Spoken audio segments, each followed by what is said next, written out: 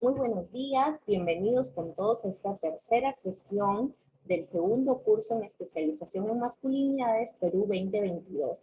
Yo soy Sally Cortés, comunicadora de profesión, responsable del área de comunicación de masculinidades por la igualdad Piura, y los dejo unos minutitos con Quique Gómez, coordinador de la organización, quien les va a dar unas palabritas de bienvenida. Muchas gracias, Ali. Bueno, bienvenidos a todos. Sí, gracias por conectarse a una sesión más de lo que ya mencionó Sally, este segundo curso de especialización en masculinidades. Para nosotros es una motivación especial tenerlos con nosotros cada fin de semana de las fechas propuestas para seguir generando aprendizajes conjuntos, ¿sí? Y reflexiones que nos permitan aportar a la igualdad y a la justicia de género. Nos sentimos completamente felices porque tenemos a una gran amiga con nosotros, sí, aliada también estratégica, que es Gaby Córdoba. Ya sale a presentar a continuación. Yo creo que van ustedes a disfrutar de esta sesión. Así que solamente agradecer a Men Engage América Latina, a la Fundación Fraser en el Perú, a Raúl Teco, a Susana Macedo, quien siempre nos dan su soporte técnico, y también al equipo, a todos los que conforman, al Centro Somos NOA de Argentina, donde Gaby es codirectora, al Centro de Especialización de Estudios sobre Masculinidades y Género del Uruguay, a CISTAC Bolivia, y a todo el equipo de Masculinidades por la Igualdad Piura, ¿no? A Ceci, a Guillermo, a Alex, a Javier, a Keila, quienes en conjunto podemos realizar diversas iniciativas y proyectos siempre orientados a un trabajo con hombres y sobre sus masculinidades. Nada, yo simplemente quiero agradecerles por su constancia y por su participación permanente con el espacio. Y Sally, te dejo a cargo para que puedas presentar a nuestra querida Gaby y que ya podamos comenzar y disfrutar de esta sesión que será muy enriquecedora nuevamente. Gracias, Enrique. Con Gaby tendremos hoy esta tercera sesión del primer módulo llamada Masculinidades en tiempos feministas. Gabriela Córdoba es doctora en Humanidades del área de Psicología, Facultad de Filosofía y Letras de la Universidad Nacional de Tucumán. Es especialista en psicoanálisis y género, APBA-UK, y psicóloga de la Universidad Nacional de Tucumán con perspectiva de género. Es codirectora de la carrera de posgrado Especialización en Estudios de Mujeres y Género que imparte la Facultad de Filosofías y Letras de la UNB. Coordina el trayecto de formación curricular de abordaje y tratamiento de varones que ejercen violencia de reciente creación. Investigadora y autora de múltiples artículos, su reciente publicación es justamente el nombre de nuestro módulo de nuestra sesión de hoy, Masculinidades en tiempos feministas. Gaby, bienvenida, es tuyo el auditorio. Bueno, muchas gracias, mis queridas, por tan hermosa y cálida bienvenida. Me han presentado, espero que la gente pueda alcanzar, aunque sea así un poquito, sus altas expectativas. Y bueno, vamos a comenzar hoy. ¿Qué preparé? Yo preparé 2 encuentros para ustedes, ¿sí? Y como tenemos que hablar de los tiempos feministas, vamos a tener, antes que hablar de los tiempos feministas, preguntarnos un poco qué es lo que podríamos decir desestabiliza en estos tiempos en la masculinidad.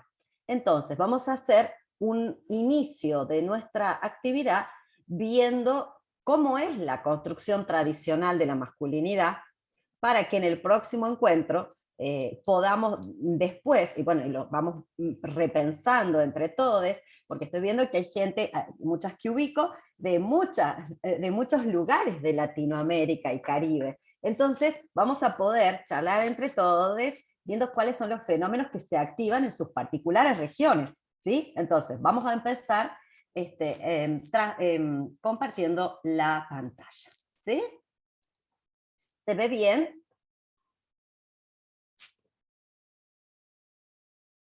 Sí, se ve bien, Gaby. Perfecto, muy bien. Vamos a comenzar. Bueno, como les decía, estas masculinidades en tiempos feministas las vamos a ver en 2 encuentros. Y en el encuentro de hoy, ¿cuáles son los temas? He preparado 4 ejes o núcleos temáticos para trabajar. El primero es la construcción social de la masculinidad, porque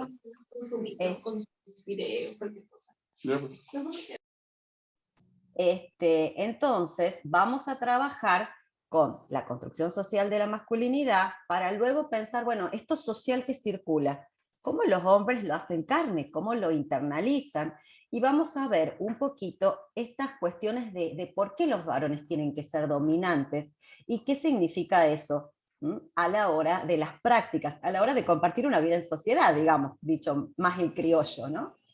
Entonces, vamos a comenzar con nuestro primer módulo de hoy, que se llama la construcción social de la masculinidad. Y para eso me gustaría plantear cómo nuestro sistema social, o sea, el espacio sociocultural en el que vivimos, está formado por representaciones sociales. ¿Qué son las representaciones sociales? Un conjunto de ideas. Un conjunto de ideas que circulan y que van a decir, bueno, esto pueden hacer los varones y esto pueden hacer las mujeres, ¿sí? Esto no pueden hacer, y también van a decir qué funciones son las esperadas socialmente. Pero ¿cómo se construye esto? ¿Esto viene de fábrica? O sea, las mujeres, así como el dibujito que puse, tenemos así sustancias extrañas que nos ponen ahí cuando salimos de la panza de mamá y diciendo, ustedes tienen que tener escobitas, bebecitos, dedicarse mucho a la belleza con zapatos y maquillaje, y a los varones les ponen otro tipo de suerito para que tengan un pene bien erecto, para que sean dueños del dinero y de la fuerza. No. No sucede eso, gente. Lo que sucede es que se parte de base de la diferencia sexual, que la diferencia sexual sabemos que tenemos gónadas, hormonas, genitales internos y externos diferenciados, y esa diferencia de base es empleada para simbolizarla y asociarle significados que van a dar lugar a que consideremos cosas como femeninas y cosas como masculinas. Entonces, si un varón tiene el cabello largo, por ejemplo, mucha gente le puede hacer burla en la calle porque dice pareces mujer. ¿Por qué? Porque tenemos asociado el cabello largo con lo femenino, ¿sí? O si una mujer, bueno, ahora no tanto, pero cuando yo era joven, no me pregunten cuándo sucedió eso, por las dudas, porque ahí se termina la clase. Pero, por ejemplo, si de pronto una mujer le gustaban algunas actividades, qué sé yo, subirse a los árboles, jugar al fútbol, en mi región eran llamadas machonas, varoneras, porque estaban haciendo cosas que no eran esperadas para su sexo género. Entonces, ¿qué quiero decir con esto? Que hay un modelo compartido de masculinidad y de feminidad que estas representaciones sociales de género crean y que van a asignar a los varones y a las mujeres atributos, prácticas, ideas y discursos que tienen mucho que ver con lo cultural, que van más allá de lo biológico reproductivo. Y justamente tenemos que saber que esos modelos son construidos. Y se han construido, ¿saben desde cuándo? Desde la modernidad. Porque cuando el trabajo se separa de las casas, digamos, porque antes las unidades, en la casa funcionaba todo, trabajo y familia. Cuando se separan esos mundos y los hombres salen a trabajar a las fábricas, que es en la época de la modernidad, ahí surgieron representaciones binarias y complementarias. Por un lado, las mujeres fueron presentadas como las encargadas de las funciones de nutrición, de cuidado y de sostén emocional, porque había que, digamos, calmar y regular y acomodar a ese hombre que venía agotado de la casa, también a los hijos, ¿ok? Mientras que los varones fueron representados como los encargados de llevar el sustento al hogar y por eso también de tener el poder. Entonces, fíjense cómo hay una serie de mandatos y de ideas que van a conformar un conjunto objetivo de referencias, podríamos decir, o sea, una trama de creencias, de valores, de conductas en las cuales se diferencian hombres y mujeres. Pero si son construidas, quiere decir que también las podremos llegar a deconstruir. Ahí está. ¿Qué imponen o qué incluyen estos modelos tradicionales de género? Para lo femenino, todo está estructurado en relación con la maternidad y la conyugalidad. O sea, ser madre-esposa, como dice Marcela Lagarde, en una posición de marcada asimetría con los varones. O sea, hay una balanza donde es desigual. ¿Por qué? Porque se espera que sean las mujeres las encargadas de todo lo que tiene que ver con lo doméstico, y si por suerte esta mujer cuenta con ayuda doméstica, tiene que ser la que gerencia todo lo que sucede. Se espera que las mujeres fomentemos nuestro atractivo físico, que tengamos una respuesta emocional cálida y amistosa, ¿sí? No podemos enojarnos, porque siempre nos sobornan a las niñas con que si nos enojamos o si no somos buenas, nos van a dejar de querer. Por eso tenemos que inhibir las conductas agresivas y también tenemos que inhibir los deseos sexuales, porque eso no es de buena mujer. Entonces, no podemos desplegar los deseos sexuales. Tenemos que ser objeto para que otros los desplieguen sobre nosotras. Y esto es un ser para otros. Nuestra subjetivación es construida de manera subordinada. En cambio, en el caso de los varones, los mandatos culturales los representan en el espacio público. Tienen que ocuparse de la provisión y de la protección. Por eso se avala o se permite que los varones sean agresivos, que estén siempre listos para responder al ataque de otros y también siempre listos para ir a la cama, ¿sí? Y que se mantengan firmes como una roca, duros como un roble, cuando hay situaciones problemáticas.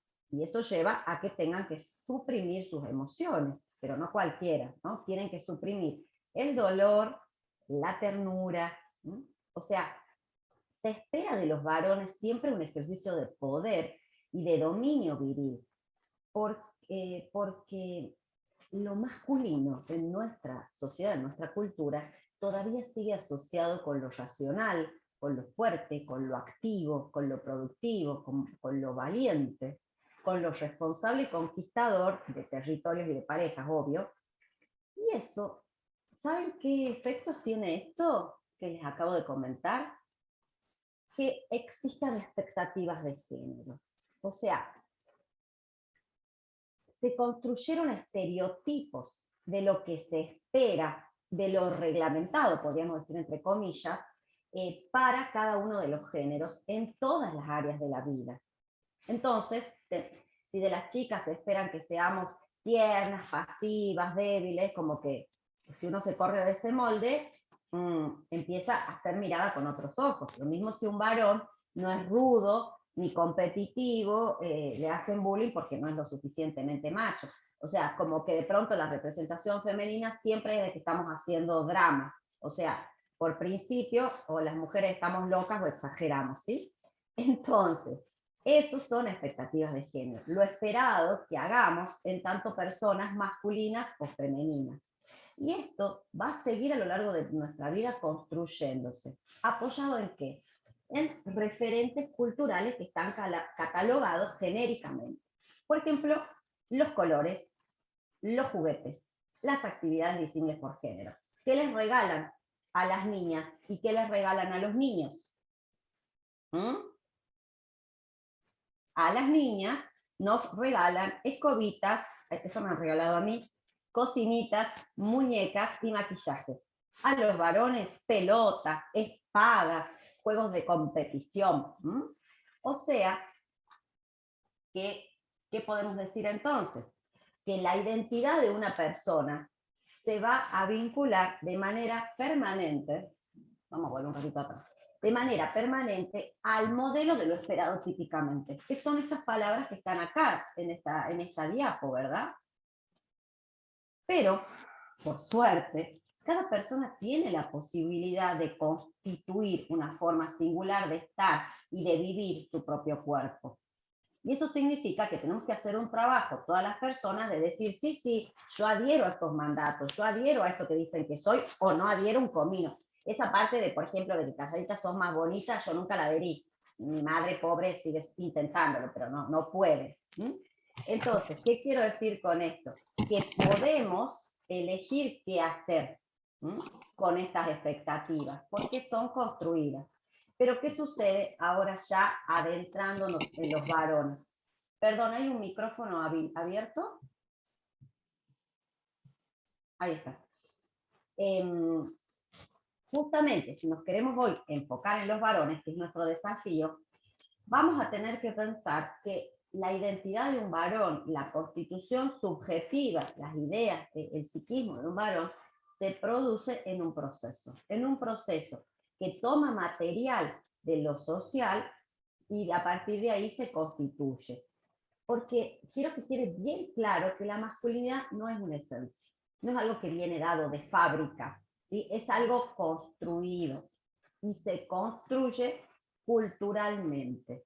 O sea, tenemos un cuerpo, tenemos una maquinaria biológica, podríamos decir, pero esa maquinaria biológica no es que es hipersexual, así, porque tienen un demonio instalado adentro, como me decía un entrevistado, que se te despierta y le quieres dar a todo, sino que está atravesada esa maquinaria biológica por significados construidos en función del género.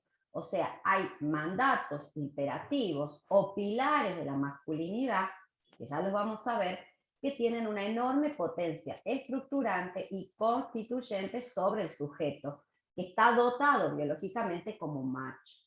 ¿Y dónde aprendemos esos significados? ¿Tienen idea?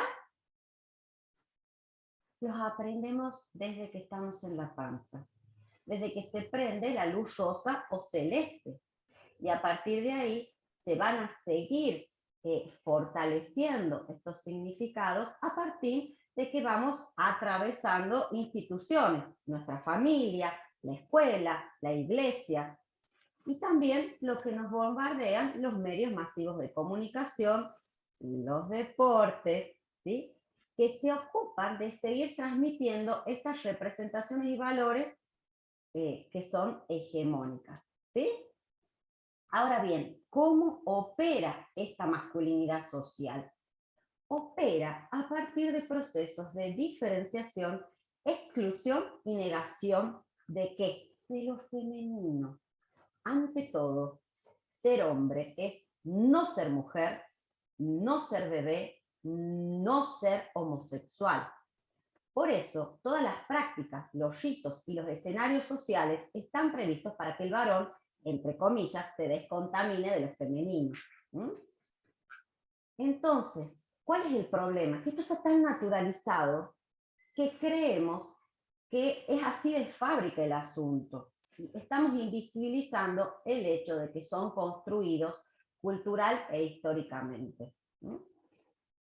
¿Cómo están formados? ¿Cuáles son esos mandatos referenciales de la masculinidad? Son cuatro. Son cuatro pilares sobre los cuales el hombre construye su virilidad. Y el primero de ellos es no tener nada de mujer. ¿Qué quiere decir esto? Que para ser considerado varón no hay que poseer ninguna de las características que la cultura tradicionalmente atribuye a las mujeres, es decir, pasividad, vulnerabilidad, emocionalidad, entre otros. Cuando dice ser importante, quiere decir que los varones tienen el mandato de lograr el éxito, de ser superior a las demás personas, de poseer estatus, de ser proveedor, de tener razón. Pero no solo eso, también tienen que lograr admiración por parte de los demás. ¿Y cuáles son los efectos de esto, gente? Que todo el tiempo el varón tiene que estar mostrando que es poderoso y potente en todas las áreas. Después lo vemos en cuáles, ¿verdad? También está el ser un hombre duro. Y eso apunta a la importancia de que un varón sea resistente y autosuficiente. Pero no solamente resistente corporalmente, o sea, forzudo. Esto se tiene que trasladar a las emociones. Tiene que ser capaz de controlar, y si las oculta sus emociones, mucho mejor. Insisto, con el modelo hegemónico que se fomenta de masculinidad estamos hablando, ¿ok? Y por último, pero no menos importante, es la de mandar a todos al demonio. ¿Qué quiere decir esto? Que la hombría se sigue asociando a la agresividad y a la audacia. Entonces,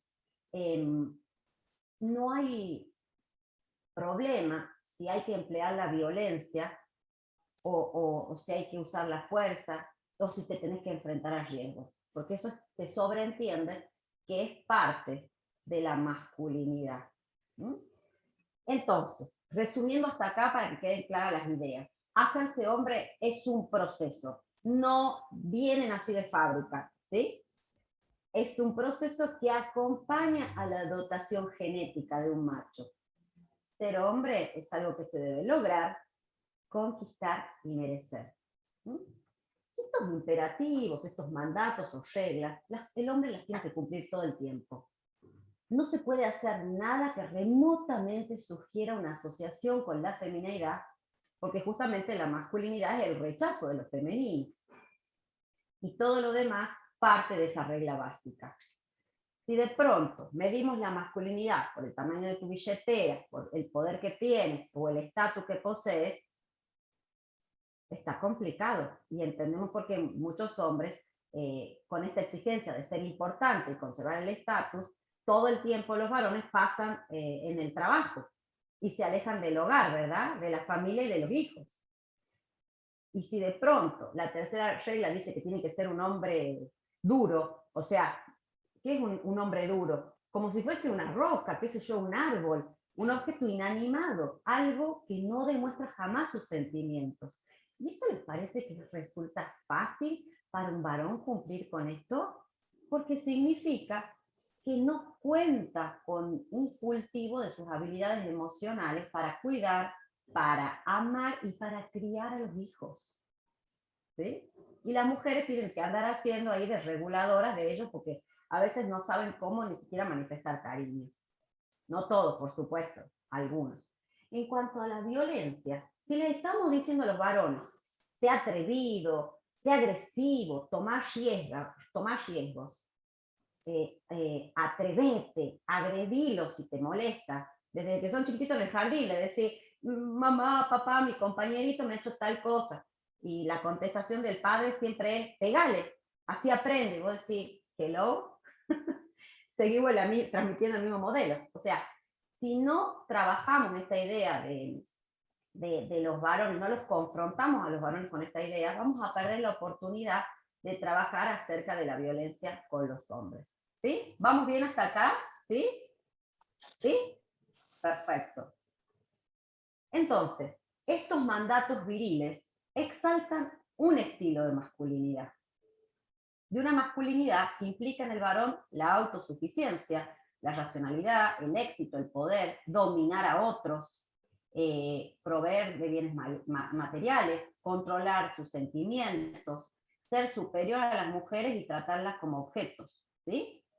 Esto tiene que ver con la construcción de una imagen masculina que ha hecho el patriarcado, que lo que busca es que no haya ningún rasgo considerado culturalmente como femenino. Si un varón los representa, se lo degrada, porque se lo considera poco hombre. Y eso lo podemos ver desde el aspecto físico hasta sus costumbres. Si un varón anda abrazando y dando besos a todo el mundo, ya se lo empieza a mirar raro porque ¿cómo es esto de que tenga sensibilidad emocional? Algo raro tiene este muchacho.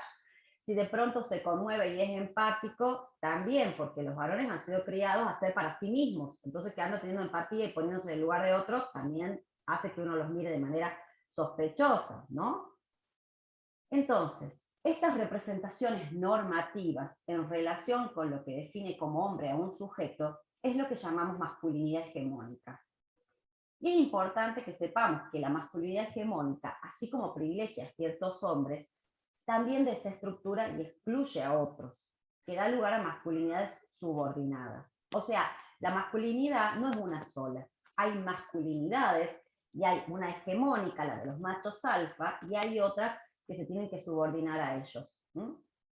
¿Cómo lo podemos ver con un ejemplo? La dominación de los hombres heterosexuales que subordinan a los hombres homosexuales. Y como desde el punto de vista de la masculinidad hegemónica, la homosexualidad se asimila fácilmente a la feminidad, por eso tenemos tanta ferocidad en ataques homofóbicos, porque ser similar a una mujer te expulsa del círculo de legitimidad masculina, y por eso te denigran o te excluyen. Ahora, ¿todos los varones logran cumplir con todos estos patrones o mandatos viriles? Les cuento que no. ¿Y qué es lo que pasa entonces? ¿Por qué siguen vigentes estos patrones o mandatos viriles. Porque muchos varones actúan con complicidad a estos patrones, porque se benefician de algún modo.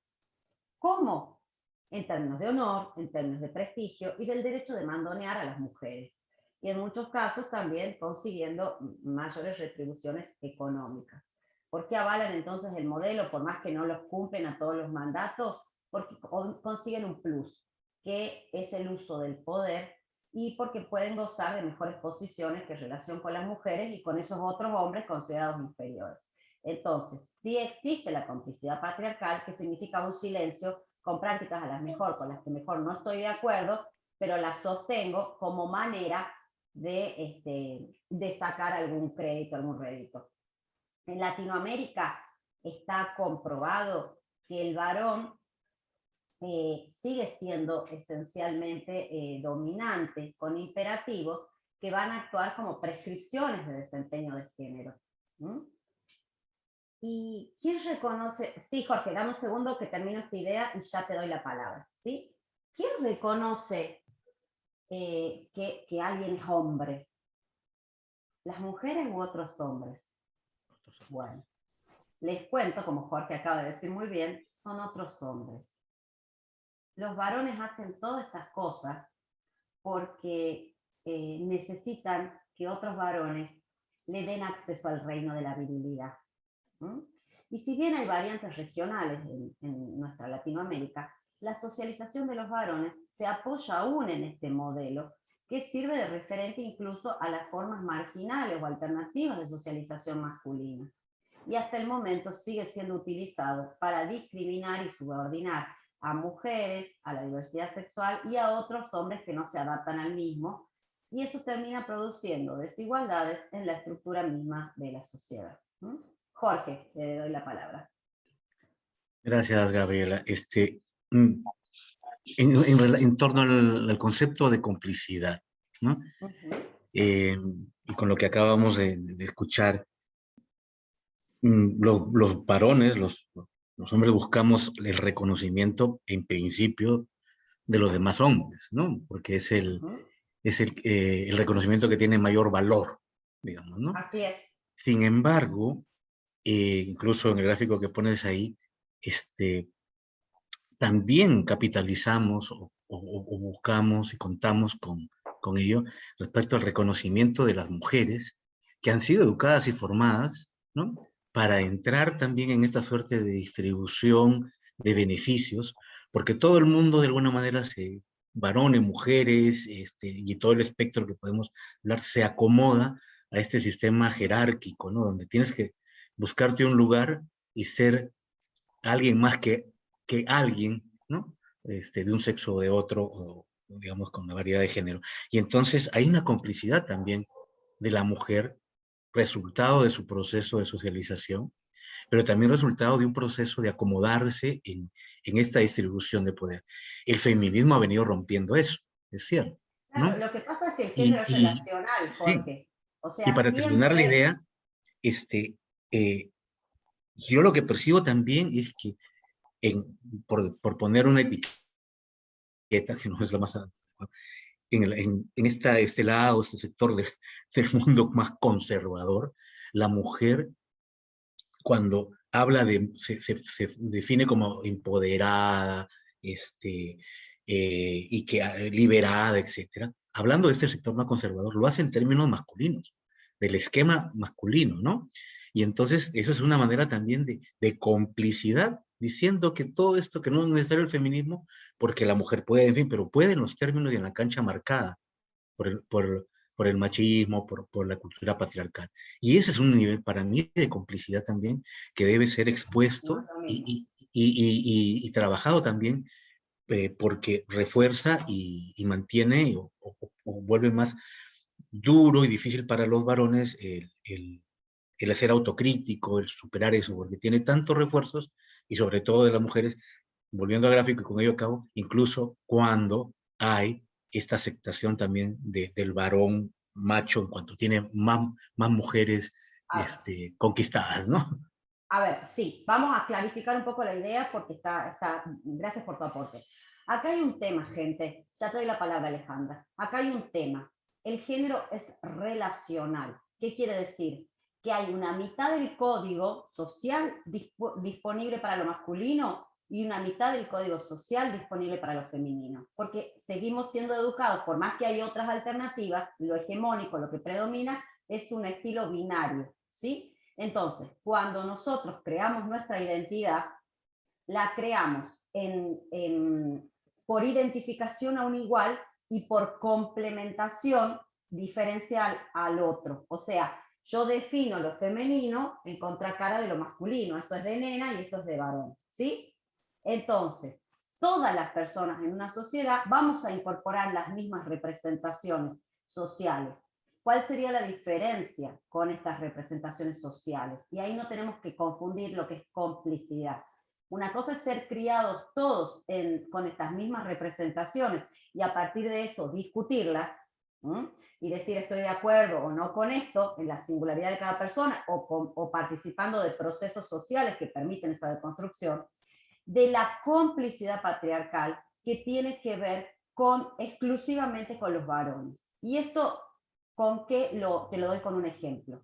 En Argentina están sucediendo muchas violaciones grupales, muchos varones juntos violando. Entonces, han llegado a decir, bueno, es una manada. No son animales, son hombres. Son hombres patriarcales que creen, a lo mejor de ese grupo hay 10, no han violado los 10, porque eran 10 varones. Han violado 4, pero los otros se quedan calladitos la boca porque saben quiénes son, pero no van a abrir la boca.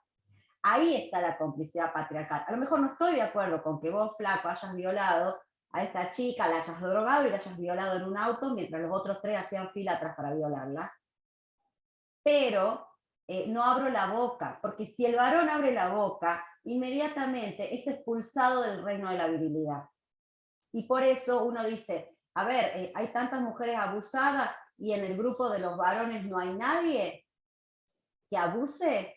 Bueno, a mí no me cierran los números. ¿Por qué? Porque sí saben, pero nadie dice nada. En muchas entrevistas a los varones, yo he dado la palabra y los mismos varones me plantean que en los grupos de WhatsApp les parecen asquerosos ya la cantidad de porno que comparten. Dicho por varones, ¿no? Pero ninguno abre la boca ni dice nada porque lo tratan de gobernado, de sumiso, de pollerudo. ¿Se entiende esta idea? Entonces hay que tener cuidado y precisar bien los términos. Alejandra, tenías la palabra y luego sigue Nicolás, ¿sí? Gracias por el pase, buenos días con todos. Bueno, yo solamente quería decir de que sí estoy de acuerdo con lo que dijo Jorge, ¿no? Y eso también me trae a la mente lo que el día 8 de marzo dijo la Canosa a nivel nacional, ¿no? De que el feminismo es depilarse, y luego ser garchada por los hombres porque si no, no eres feminista y todo eso, ¿no? Entonces eso también me trae eso a la mente, ¿no? Y es completamente atroz de que una mujer se exprese de esa forma, ¿no? Hacia nosotras nos violente también de esa misma forma, ¿no? Así es. Gracias. Pero eso que estás diciendo, Ale, está buenísimo, porque también hay estereotipos de qué son las feministas, ¿sí? A mí, yo acá soy de Tucumán, acá en Argentina, el noroeste, una región muy machista, ¿sí? Y yo estaba, imagínense, yo acá estudio masculinidades, entonces publico una nota en un diario horriblemente criticada, porque estaba hablando de las masculinidades, y un tipo me escribe, digamos, en los comentarios de la nota del diario, ¿por qué era feminista si yo algo linda era y podía conseguir algo? O sea, ¿por qué era feminista entonces? O sea, fíjense el estereotipo. ¿Se entiende esto? Claro, o sea, y encima el conseguir algo era para que consiga un macho, obvio. Así deje de hablar estupideces, pónganle. Entonces, vean esta cuestión, cómo está circulando también en los medios de comunicación, que también siguen con estos mandatos. Así que gracias, Ale, por el comentario. Nico, te escuchamos. Muchas gracias, Gabriela. Bueno, saludos a todos ahí.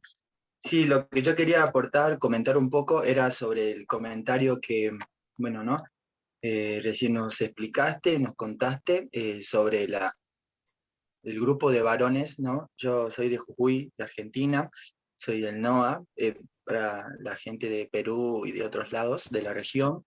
es muy cerquita, digamos, de Tucumán, a 5 horas, Sí, donde la ahí profe, estamos, de sí. hecho, profe, yo a usted he leído su libro, y de allí he sacado la idea, ¿no?, de lo que es los pactos de silencio. Y como recién mencionaba yo en el chat, puse algo así como el dividendo patriarcal que Rita Segato comenta, que se traduce, ¿no?, en mis palabras, claro, en los privilegios de los varones. Entonces, lo que quería agregar, linkeado al ejemplo, ¿no?, de la violación grupal en Argentina, que se difundió por todos lados y se hizo la denuncia, linkearlo con otro caso que también sucedió en el mundo del rugby, del deporte en este caso, que un grupo de jóvenes varones golpean en un boliche en Buenos Aires a otro joven, digamos, hasta matarlo. Entonces, cómo se socializa, ¿no?, a partir de determinadas instituciones, en este caso una institución modélica como es el deporte en Argentina, llevado al mundo del rugby, de que es, entre comillas, ¿no?, para determinada clase, que se ha pensado elitista a lo largo de la historia, acá en Argentina también. Entonces, cómo se socializan esta clase de sexo, que son los varones, de determinada clase social, de determinados lugares, ¿no?, que ocupan determinados lugares en el espacio social, que son relativamente, pueden ser importantes en lo económico, en lo político, con cierto grado de decisión, eso es lo que quiero decir. De cómo estas Excelente. personas, con este dividendo patriarcal, con determinados privilegios, golpean hasta la muerte a un joven, solo porque sí, porque se han socializado en esta institución con esta doble forma de ser. Soy un monstruo, soy un animal, soy una bestia al interior de la cancha, y después soy un caballero, soy un señor que toma el té, ¿no?, en determinados bares, en determinados restaurantes, donde me tengo que comportar de determinada forma, y cómo esa doble virilidad que se va conjugando, ¿no?, entre estas personas, estos jóvenes en este caso, que realizan este deporte, que han matado a un joven también, es como muy fuerte. Y cómo el pacto de silencio hasta el día de la fecha, que ya llevamos más de un año esperando justicia, que ya se lleva todo, hay todo un trasfondo allí, ¿no? Porque Esta son, complicidad.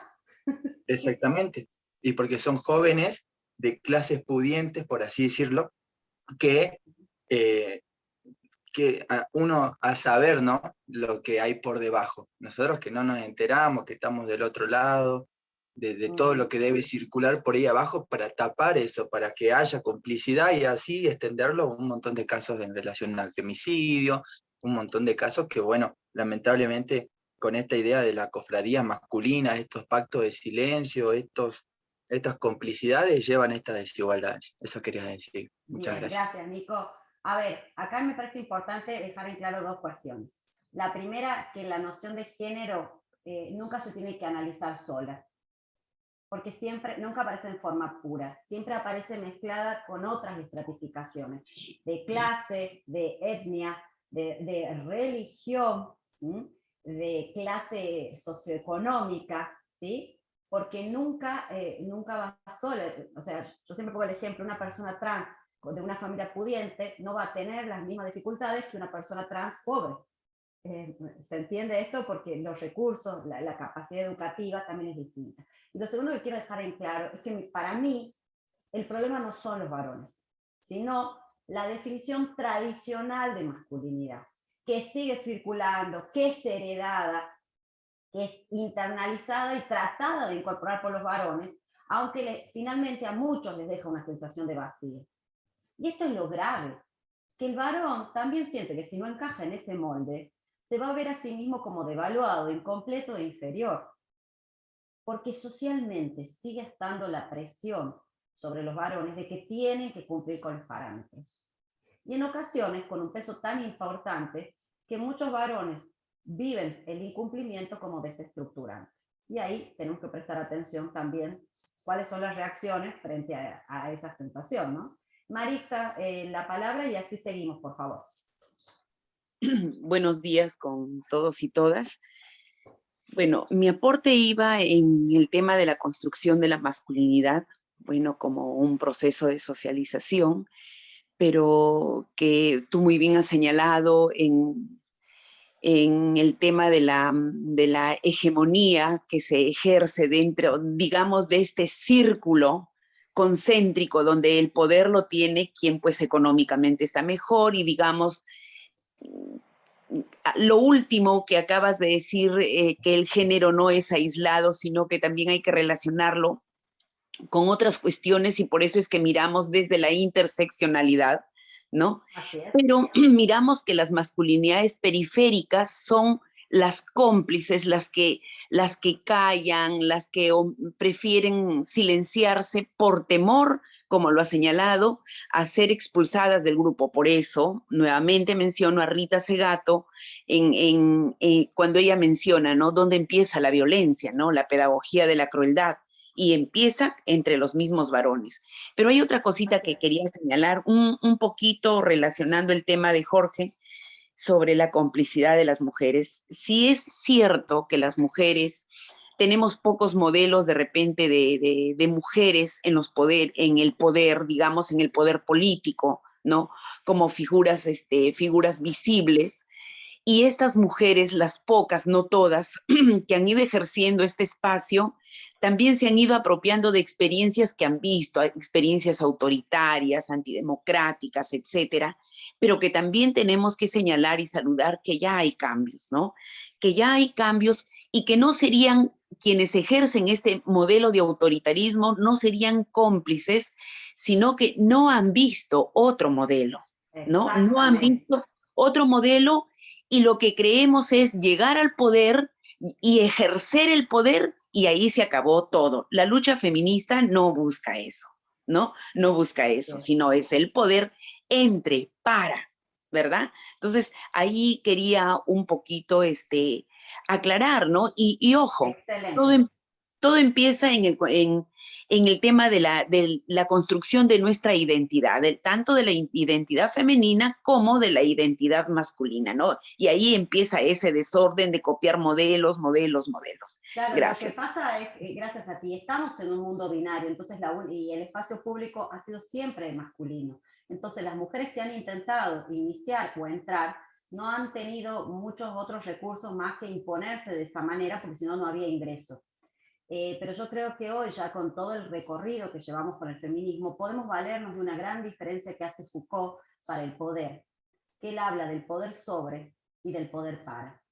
El poder sobre es el que se emplea para someter a otras personas, a fin de yo tener razón, mandonear, tener este autoritarismo verticalista que tú también explicabas, Maritza.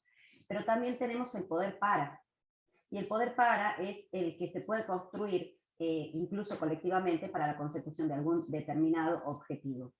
Y ahí entramos a pensar más en términos de verticalidad, de horizontalidad, y no tanto en términos de verticalidad como en el otro tema. Pero son espacios de aprendizaje, y mientras las mujeres fueron minorías, es como que se tuvieron que masculinizar un poco, porque no quedaba otra. Pero yo creo que las nuevas generaciones ya estamos entrando como en un lugar de cambio, ¿sí?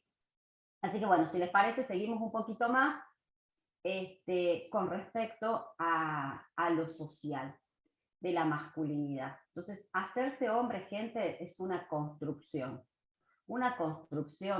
que supone que los varones atraviesen pruebas.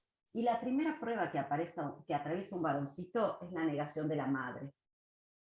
Si logra separarse sin problemas de ella, estará en condiciones de desarrollar luego la masculinidad. El segundo paso es la diferenciación mediante el desprecio de lo femenino. El niño tiene que aprender a diferenciarse de su madre mediante una protesta viril. Yo no soy ella, yo no soy como ella, yo estoy contra ella. Porque hay que reforzar las fronteras, porque hay que reprimir todo lo que tenga que ver con lo pasivo. Y acá, fíjense cómo aparece con mucha fuerza la figura del padre, valiéndose de prácticas que a veces pueden utilizar la injuria, o sea, los insultos y el castigo físico, para constituir la masculinidad en el niño. Y acá también cobran mucha fuerza los grupos de varones, de todos varones solos, que se los utiliza para afirmar virilidad, donde se busca que todos sean semejantes, y se hace un distanciamiento de las mujeres. Pero imagínense esto, ¿qué efectos tiene en la cabeza, en el psiquismo masculino? Que todo el tiempo tiene que estar combatiendo con lo pasivo y lo femenino, que se tiene que fijar cómo mueven las manos y qué color de media se pusieron, las remeras, porque si se ponen una remera rosita, ya los empiezan a tratar de que son maricones. O sea, pareciera que no queda otra, que odiar a los femeninos, porque es el único modo de conservar la masculinidad, ¿no? Y la última prueba requiere que el joven se pruebe a sí mismo y muestre a los demás que no es homosexual, que no desea a otros hombres, porque la masculinidad tradicional es heterosexual. La consigna implícita siempre para un hombre es poseer a una mujer para no ser mujer. Y entonces, fíjense cómo, que parece que la masculinidad tiene todo resuelto, a veces genera mucho más conflictos que los femeninos, porque sigue existiendo una especie de molde que los varones se tienen que acomodar y encajar para poder contar con una identidad masculina. Y en este sentido existe un modelo que se llama la caja de la masculinidad, que presenta esquemáticamente sus componentes, lo que se espera que los varones cumplan. El primero de ellos es la autosuficiencia. ¿Qué quiere decir eso? Que frente a los problemas personales, sea de salud, emocionales, laborales, los tiene que resolver por sí mismos. Van por la calle, no saben si están perdidos o no, pero no van a pedir instrucción, porque ellos son autosuficientes y saben todo, no pueden pedir ayuda. La siguiente es la de la provisión, es como que tienen la disposición de cumplir con la manutención del hogar, porque todavía los varones siguen construyendo su sentimiento de estima de sí, su autoestima, sobre el tema de la provisión. Ser fuerte se relaciona tanto con la idea de la fuerza física, pero también con la invulnerabilidad emocional. Tienen que mantener una imagen de dureza. Pero muchas veces, ¿qué hacen los varones con las vivencias internas reales que tienen? ¿Dónde quedan? ¿No? La agresión y el control tiene que ver con esta disposición viril que los varones tienen a pelear o recurrir a la fuerza física y a la violencia si es necesario para defender su reputación o lo de algunos de sus seres queridos, o defender sus ideas, como por ejemplo el club de fútbol, ¿no? Y también con el dominio y el control en torno a las decisiones del hogar y a las actividades que emprenden las mujeres. La heterosexualidad y la homofobia tiene que ver con que un hombre de verdad solo es indudablemente heterosexual, como normalizando esta idea, ¿no? Se emplea como sinónimo. Y la hipersexualidad, un hombre siempre está dispuesto a tener sexo y ansioso de lograr más conquistas sexuales. Entonces, cuando el hombre no tiene ganas, se angustia porque se siente que se desmasculiniza, ¿verdad? También con los roles de género rígidos, esta expectativa generalizada de que los hombres contribuyan al bienestar familiar básicamente como proveedores, y de todo lo demás que tienen que cargar las mujeres. Fíjense cómo también el modelo social fomenta la competitividad y exige que sean líderes.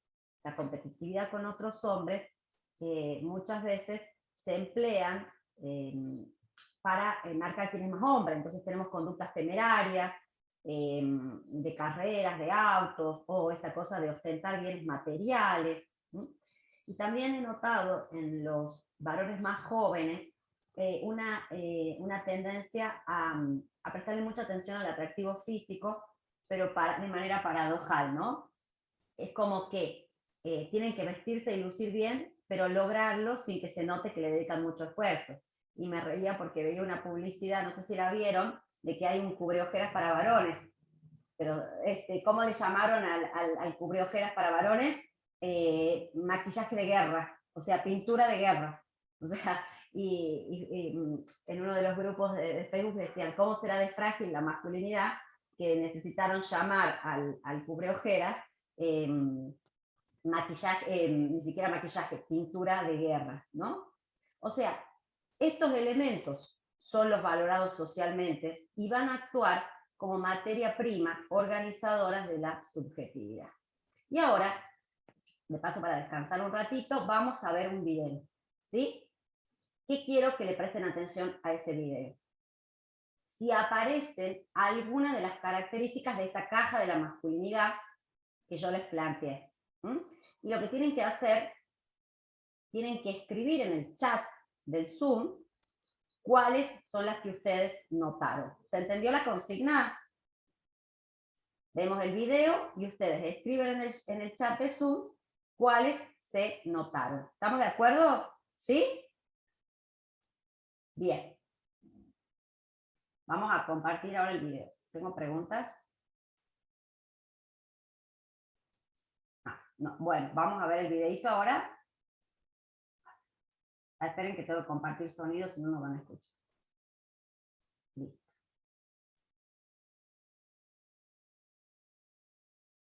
¿Se ve? ¿Y se escucha? Sí, sí.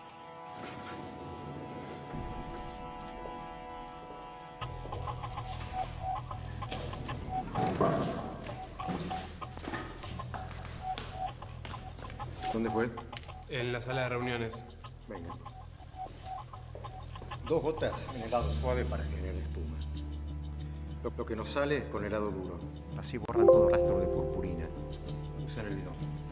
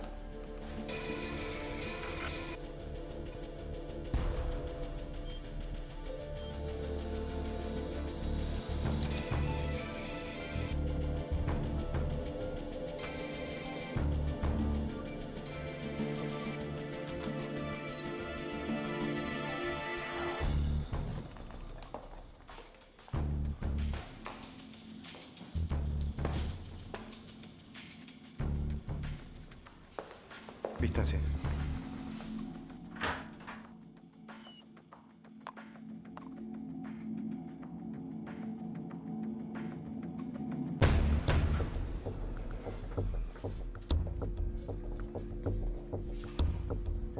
Servicio técnico.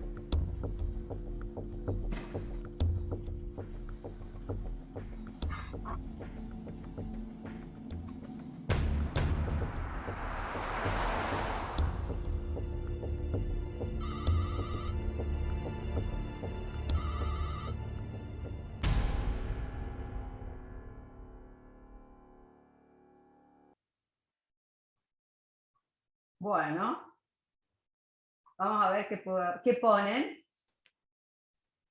Hipersexualidad, dice Jorge. Negación de lo femenino, complicidad masculina, pacto de silencio, virilidad. Maura, eso es a Carmen. Maura dice control y dominio.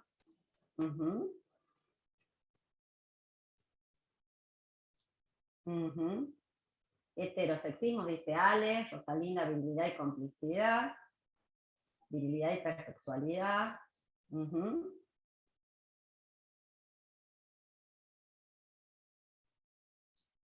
Dureza y frialdad, dice Baker. Fabi dice virilidad también. Limpieza de lo femenino, mujer objeto.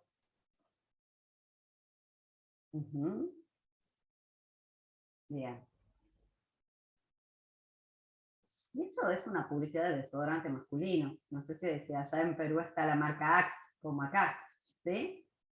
Sí, acá está Javi también. Ah, que está, bueno. Entonces, fíjense esto que interesante. El uso de poder, que hasta tienen la posibilidad de llamar a alguien, que es tan grosso que no solo limpia sus chanchadas, sino que les hace el PowerPoint de presentación de la empresa. También fíjense esto, ¿no? Porque están jugando con la desnudez masculina, porque si se tienen que bañar estaban en bolas, ¿no? Con el bidón afuera, pero ahí eso no es ser gay, eso es parte de la complicidad que se lo hace por el equipo, ¿no? Porque en otro momento esa situación puede ser considerada como de mucho homoerotismo, ¿no? la cuestión entonces, es importante esto, porque hay un grupo de gente que estamos trabajando para deconstruir esto, y las mismas publicidades, las mismas instituciones siguen repitiendo este modelo viril, ¿no? Entonces, vamos a pasar ahora a la segunda parte. Paren, ¿están cansados? ¿Quieren descansar un ratito o están bien? ¿Estamos bien? ¿Podemos seguir? ¿Sí? Ustedes me dicen, porque yo no paro y después terminan todos así destruidos. Pero bueno, vamos a seguir, porque si ya dijimos que esta es la masculinidad social, ahora esto, ¿cómo se hace carne en los varones? Vamos a ver cómo se construye la identidad de género masculina ahora. ¿Les parece bien? ¿Seguimos entonces?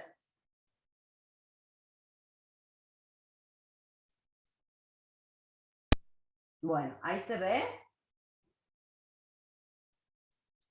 ¿Sí? Sí, sí se ve. Tenemos Sí, sí se ve. compañía. Hay que continuar, está muy interesante la clase. Sí, yo creo que hay que seguir, porque igual nos queda Bueno. esta hora nomás. Bueno, fantástico. Entonces le metemos pata para llegar a los 4 F, ¿sí? Bien. A mí me gusta entender a la identidad de género de cada sujeto, de cada persona, como un entramado. ¿Vieron cuando se van cruzando los hilos? Cuando se tejen, ¿sí? ¿Un entramado de qué? De muchos significados, de que hay significados culturales y significados personales. Y así cada persona va a crear una experiencia de sentido genérica individual. ¿Cómo lo hacemos? Fusionando cosas. Van a aparecer estos significados culturales, socioculturales que vimos recién, y cada persona los va a fusionar con los significados que su familia tiene sobre ese tema. Porque la estructura familiar es quien se nos va a encargar, mediante la interacción, de ingresar a la cría humana en un sistema social de género, que a pesar de los cambios sigue organizado en claves rosa y celeste. Entonces, cuando un niño, cuando un infante nace, ya tenemos un mundo que está clasificado o acomodado con las distinciones masculino-femenino. Con esto que explicamos hace rato, los elementos, las tendencias y los estilos conductuales que van a aportar recursos de los cuales nos vamos a valer para expresar los géneros. Y el género social sigue siendo dualista por definición. O sea, tenemos la mitad del código para lo femenino y la mitad del código para lo masculino. Eso que les decía recién cuando me preguntaba. Un niño siempre va a tener que asimilar ambas mitades del código, identificándose con una y complementándose con la opuesta. ¿Qué pasa con los varones? Si nosotros dijimos que estas ideas, estos mandatos de la masculinidad tienen una potencia estructurante, son muy fuertes, y por eso también decía una de las alumnas que el machismo no se acabará, bueno, porque está fomentado por el sistema social, obvio, van a funcionar como un molde, donde los varones se van cual gelatina a querer acomodar y tomar la forma de ese molde, ¿sí? Y la identidad masculina como proceso, la constitución, siempre está sometido a prueba ante la sociedad. Pero de algo que no se habla es que es costoso emocionalmente para los varones. ¿Por qué es costoso emocionalmente para los varones? Porque los varones tienen que limpiar, tienen que sacar de sí mismos todo lo que evoque y se asocia a la feminidad. Y no me refiero solo a los corpiños y a la purpurina, como decía la publicidad, sino también lo que tiene que ver con el afecto, con el cuidado, con la ternura, porque eso resulta un paso necesario para la formación convencional del varón. ¿Y qué pasa cuando los varones sienten temor de que no están dando la talla, de que no tienen las características propias de la masculinidad? Bueno, se les despierta el miedo de que pueden ser como las mujeres, y ahí elaboran sus comportamientos como mecanismos de defensa. O sea, van a ser súper rudos para que no vayan a creer que son blanditos. Van a tomar distancia emocional para que no crean que lo pueden manejar las mujeres. Entonces, ¿qué sucede cuando los varones internalizan este modelo? Y vuelven propias sus prescripciones o sus mandatos. Van a constituirse en su sí mismo, en su forma de ser, rasgos subjetivos con muchas características importantes. La primera de ellas es su dificultad para hablar sobre lo afectivo.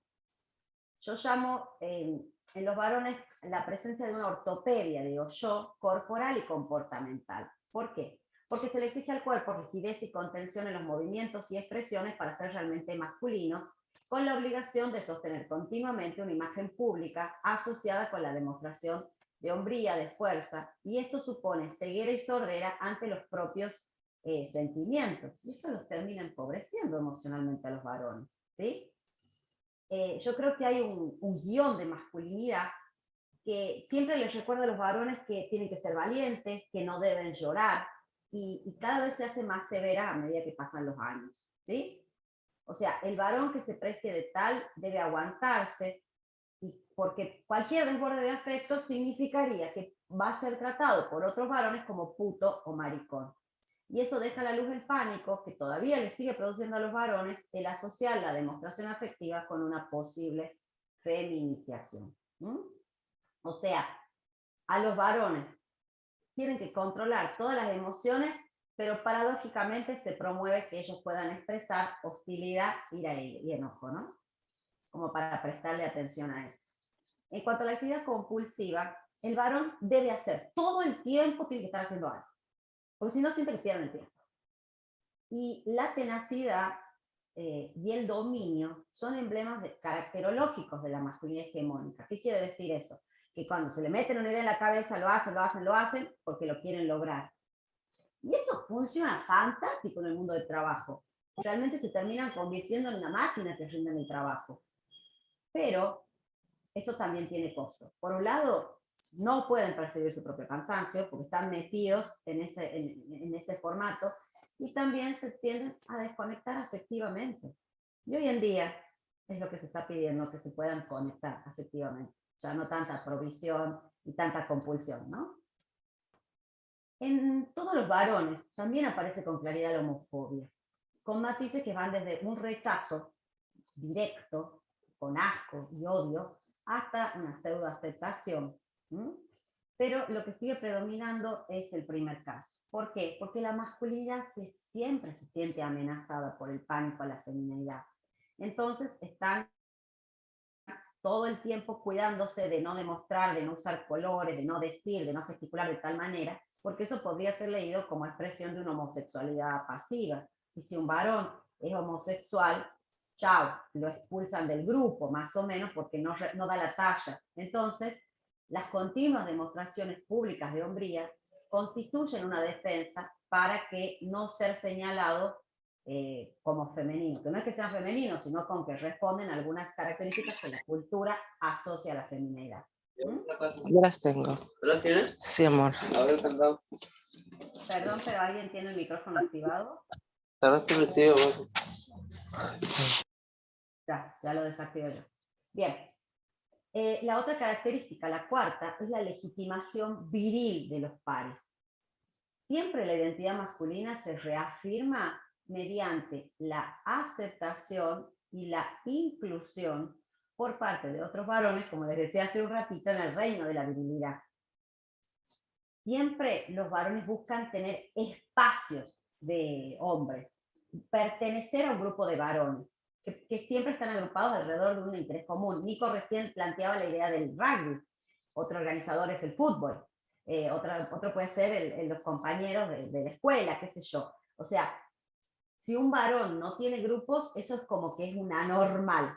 Y en esos grupos, ¿por qué tienen tanta importancia? Por un lado, porque les permiten sentirse reconocidos como varones, ¿sí? Porque hay otros de su misma clase social y con su forma de ser parecido que lo incluye. Y a mí me llamó mucho la atención cuando hacía las actividades grupales con los varones, cómo todos, frente a los otros varones, presumían que ellos eran emocionalmente autónomos, presumen de los logros económicos, y todo el tiempo marcando que ellos son más, ¿no?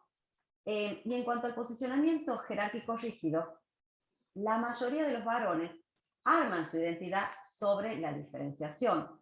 Entonces, se sienten más hombres si la balanza permanece desigual frente a las mujeres, y a otros varones que ven como inferiores. Ahora, si todo el tiempo los varones quieren ocupar el lugar dominante, tiene una contracara esta cara. Y la contracara es el miedo de que lo puedan perder.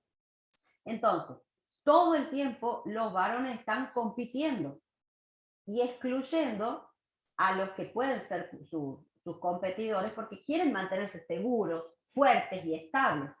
Por eso la capacidad de liderazgo es tan valorada. El tema es que no todos pueden ser machos alfa, entonces ahí aparece la competencia de que todos quieren tener el rol protagónico dentro de los grupos. ¿Sí? Esto, gente, va a tener efectos en los varones, porque muchas veces van a huir de la intimidad. Que, ojo, no confundan intimidad con sexualidad, ¿ok? De la conexión en intimidad. Van a tener posicionamientos afectivos distantes, van a tener comportamientos temerarios, van a tener comportamientos de odio hacia las mujeres y van a tener comportamientos de huida de cualquier demostración afectiva que puede darse entre varones, porque nos harían pensar que no estamos dando la talla. Bien, vamos a continuar porque el tiempo es tirano. Esperen, voy a ver la hora. Sí, el tiempo es tirano, así que continuamos ahora un poquito más. Y me gustaría hablar ahora de la dominación como soporte de la masculinidad. ¿Por qué digo que la dominación es un soporte de la masculinidad? Porque socialmente se ha depositado el poder en los varones. Se ha construido un poder en clave androcéntrica. Pero el tema es que eso está normalizado. Entonces, siempre tenemos en la cabeza que ese poder masculino es incuestionable. Y es como, vos le preguntas a cualquier persona y en el imaginario social hay como un nivel de acuerdo de que hay asimetrías entre hombres y mujeres. Pero es como que es re obvio que es así. Está tan naturalizado que no nos damos cuenta que esto es construido y que continuar con esta lógica nos perjudica a todos. Pierre Bourdieu dice que la dominación masculina arranca sumisiones que ni siquiera se perciben como tales. O sea, la dominación masculina existe porque hay creencias sociales que están inculcadas. O sea, hemos interiorizado este modo de ver el mundo, no lo cuestionamos y no tenemos más remedio, pareciera, que consentir con esto que es arbitrario.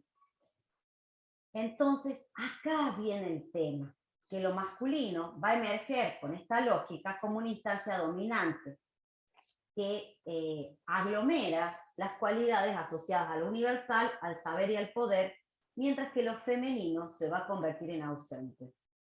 Y esa oposición binaria sigue presente cuando nos vinculamos. Entonces, ¿qué pasa cuando los varones... vamos a dejarlo acá. ¿Qué pasa cuando los varones compran esta idea de que ellos tienen que dominar y que tienen que controlar, porque eso es lo que se debe, esa es la costumbre? Los varones empiezan a construir una especie de armadura personal y de una resistencia temerosa respecto de otras personas. ¿Por qué? Porque el privilegio masculino de dominar es una trampa. ¿Saben por qué es una trampa?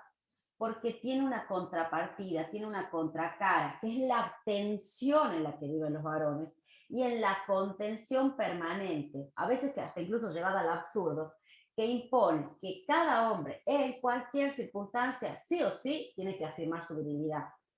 Entonces, la dominación masculina aparece como una credencial masculina que todo hombre que se precie de tal debe ostentar. Pero encima, la dominación siempre está amenazada, porque siempre hay otros hombres que también quieren lo mismo. Entonces los varones empiezan a sentir que no pueden, o que pueden fracasar.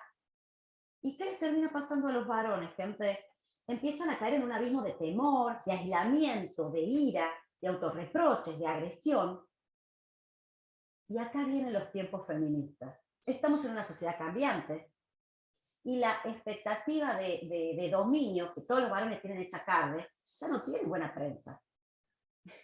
Entonces, ¿qué termina pasando? Los varones sienten que si les empiezan a quitar todo esto que ellos les enseñaron que eran, se desmasculinizan y sus reacciones muchas veces emplean la violencia como mecanismo compensatorio para afirmarse a sí mismos y afirmarles a otros que son machos, que tienen poder y control.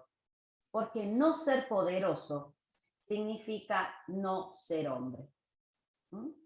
Y este es el miedo más grande para los varones. Ustedes van a tener un texto que Sally ya amablemente les subió sobre la inhibición de la emocionalidad masculina. Porque a los varones se les enseña desde pequeñitos que supriman sus emociones, que no pidan ayuda, que no se apoyen en otros, porque eso los vuelve débiles, vulnerables e incompetentes, ¿no? Y también les enseñan que si los atacan, lo devuelvan. Entonces, desde temprana edad, los varoncitos aprenden a reprimir sentimientos de miedo, de temor y de dolor. ¿Y cómo lo vemos a esto? En el campo de los deportes, por ejemplo. Les enseñamos a los niños a ignorar el dolor. Les decimos, no pasa nada, seguir corriendo y tiene un tajo acá en el codo, ¿vieron? En casa también les decimos que no lloren, que actúen como hombres. El papá sale a trabajar y le dice a un niño de 4 años, vos sos el hombre de la casa ahora, ¿sí? Que luego es un niño, ¿sí?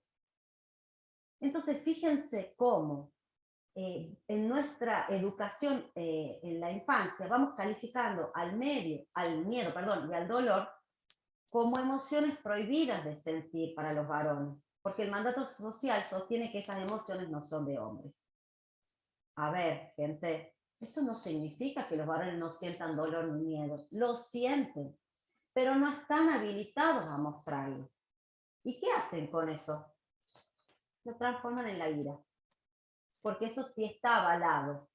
¿Y qué hacen los varones cuando lo transforman en ira? Se van hacia la acción, que es tantas veces destructiva. Entonces, ¿qué hacen? Para ser peleadores porque no quieren parecer tiernos y pasivos. Van a odiar a los homosexuales porque tienen temor a desear a otro hombre. Van a maltratar a las mujeres para distanciarse de ellas y conservar la masculinidad. Entonces, esto es lo que tenemos que trabajar. ¿Por qué? Porque lo que terminamos produciendo es un machismo que no solo amputa de la personalidad masculina todos los elementos que se asocian con la feminidad, sino que genera efectos gravísimos en los varones. Angustia, dificultades afectivas, miedo al fracaso y comportamientos compensatorios potencialmente peligrosos y destructivos para sí mismo y para otras personas. ¿Dónde vemos los comportamientos peligrosos de los varones? En las páginas de policiales de los diarios. Se viven agarrando a las piñas, se viven teniendo accidentes, siempre hay gresca por defender. Entonces, tenemos que prestar mucha atención a este modelo masculino hegemónico y tradicional porque consolida la desigualdad. Y aunque no todos los varones reproducen estos estereotipos de género, estos comportamientos sexistas que este modelo fomenta, lamentablemente sigue vigente y seguimos socializando y educando a los niños de esta manera. Pero hay un tema que quiero marcar ahora, luego de presentar esto del machismo. Decimos que el machismo es un conjunto de creencias, de costumbres y de actitudes que sostienen que el hombre es superior. Es la figura más importante, dueño del poder, representante del ser humano.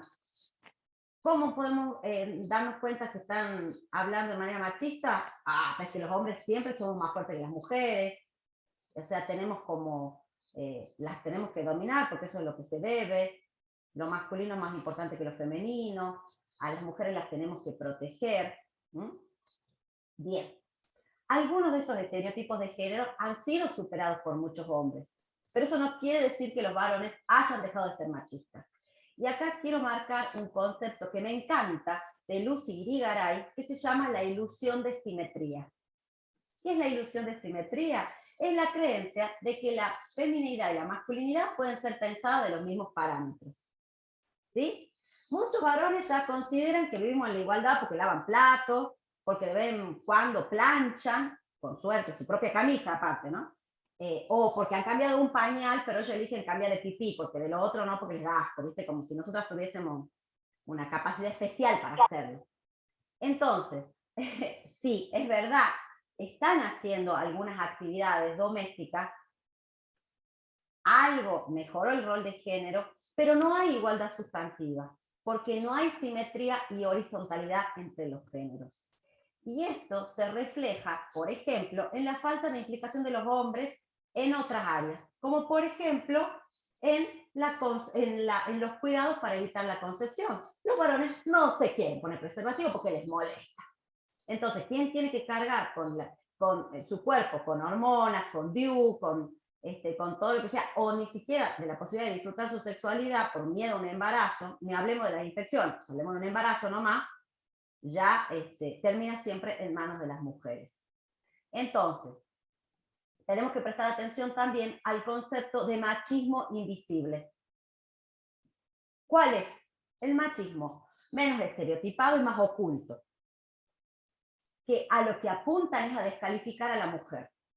¿Cómo salen ahora esas cosas? Con chistes, con memes, ¿no? Desconfiando a la hora de hacer ciertos trabajos, llamándola constantemente bajo el pretexto de preocuparse por ella. ¿Cómo sería eso? Si ella está con otras personas, soy re open mind, andá, salí, pero yo te voy a buscar, porque ya vi el varón, quiere mirotear con quién estaba. ¿Sí? Está bien, es una cortesía, pero en algunas ocasiones se hace para controlar a la mujer, para saber dónde está ella, con quién está, porque en el fondo, machistamente, siguen pensando que ella es incapaz de cuidarse sola. ¿Mm? Y esto me lleva a otro concepto importante, que es el concepto de micromachismos. Micromachismos es un término acuñado por Bonino Méndez, que es un español, un psicólogo español, que él los define como comportamientos sexistas que están asentados en la vieja y aún no totalmente deslegitimada autoridad sobre las mujeres, que aunque no lo confiesen, porque acá de vuelta entramos en lo que es políticamente correcto decir, la mayoría de los varones se sigue autoadjudicando. ¿Qué serían, por ejemplo, micromachismos? Esos comportamientos de control y de dominio de baja intensidad, naturalizados, que ejecutan impunemente, a veces son conscientes, a veces no. Y estos micromachismos producen múltiples efectos en la calidad de vida de las mujeres. ¿Saben cuáles? Por ejemplo, agotamiento emocional, bloqueo mental, limitación de la libertad, baja autoestima, inseguridad. Y si no cambiamos esta forma de dominio, vamos a estar en el horno. Y los varones tienen que darse cuenta también de sus comportamientos y sus efectos. Tienen que modificarlos por otros más justos, porque los micromachismos son secuelas de nuestra educación y de los productos culturales que nos han formado como personas que aunque sigamos criticando y denunciando al machismo porque es lo políticamente correcto en tiempos feministas, seguimos cayendo en sus trampas sin darnos cuenta. ¿Mm? Bien. ¿Vamos bien? ¿Sí? No los he aturdido. En serio, mi mamá me sigue diciendo que hablo demasiado. Usted dígame con confianza si ya aturdí a alguien. ¿Vamos bien? ¿Podemos seguir o no? ¿Seguimos? ¿Sí? Vamos bien, Gaby, sigamos. Bueno, después se van a dormir una siesta así que yo le meto power, ya saben. Bueno, vamos a entrar en el último núcleo temático de hoy. Lo que significa ser hombre.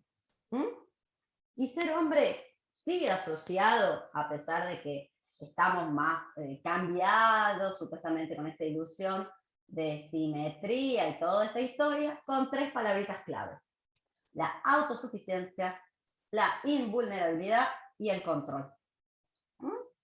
¿Cómo vamos a ver esto? Sencillamente de esta manera. Ya dijimos hace un ratito que los varones incorporan esos mandatos sociales de lo masculino. ¿Y qué configuran en él? Gestos, posturas, maneras de pensar y de sentir asociadas a lo que se espera de él en tanto hombre.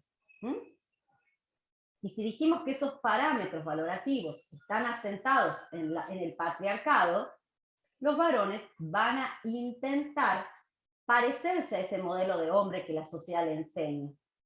Entonces, han aprendido que tienen que cumplir con ese ideal viril. ¿Y cuáles son los 3 ejes de ese ideal viril? Que nieguen la vulnerabilidad, que apunten al control y al dominio y que sean autosuficientes. Es un modelo muy jodido, gente. Ay, perdón que yo digo malas palabras, hablo muy bestia, ustedes sepan disculpar. Este modelo elimina matices. Entonces genera una encerrona trágica para los varones. O sos así o no sos nada. Y esto es lo que también tenemos que empezar a mostrar, de que hay matices como en las paletas de colores. Vamos a empezar con el poder. El patriarcado supone una idea de que los varones son los dueños del poder. Está naturalizado esto. Y los varones se agrupan muchas veces constituyendo una fratría, dice Celia Moros, como condición necesaria para ejercer el control y mantener la identidad, los intereses y los objetivos de sus miembros en tanto dominadores. No atacan solitos. No ejercen poder solitos, siempre tienen un grupo que les festeja, ¿ok? Dicho en castellano. El hombre necesita ejercer y demostrar poder, porque es lo que le garantiza su lugar en la cima, su posición de dominio.